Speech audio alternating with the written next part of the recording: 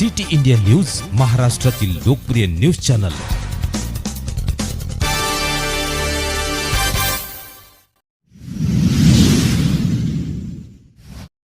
परभणी येथील संविधानाचा अपमान व सोमनाथ सूर्यवंशी यांच्या क्रूर हत्येच्या निषेधार्थ तथा गृहमंत्री अमित शाह यांच्या विरोधात निवेदन।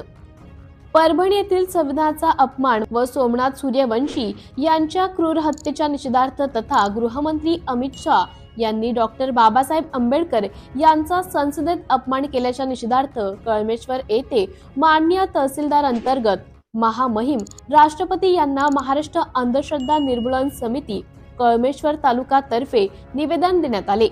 महाराष्ट्रातील परभणी जिल्ह्याच्या ठिकाणी डॉक्टर बाबासाहेब आंबेडकर पुतळा व भारतीय संविधानाची प्रतिकृती आहे।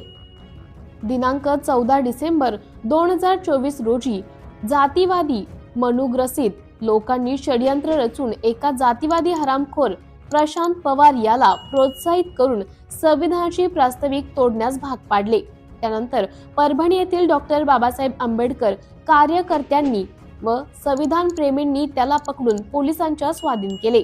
तेव्हा त्याने पोलीस स्टेशन मध्ये कबूल केले की संविधानाची प्रास्ताविका प्रतिकृती तोडण्याचं काम काही लोकांनी मला सांगितले, परंतु तो त्या लोकांचं नाव सांगू शकला नाही। त्यामुळे परभणी येथील जनतेमध्ये आक्रोश निर्माण झाला व त्याचे शांततेच्या मार्गाने आंदोलन करण्याचे ठरवले।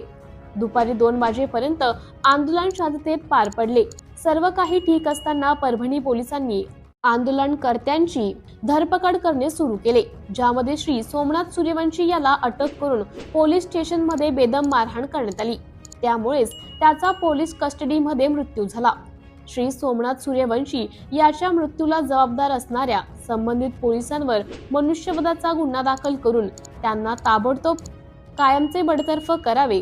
संसदेत अधिवेशन चालू असताना संसदेत भाजपाचे वरिष्ठ नेते श्री अमित शहा, गृहमंत्री भारत सरकार यांनी बेजबाबदारपणे संविधानाचे शिल्पकार डॉक्टर बाबासाहेब आंबेडकर यांच्यावर अपमानास्पद वक्तव्य करून अपमान केल्यामुळे त्यांच्यावर देशद्रोहाचा गुन्हा दाखल करावा।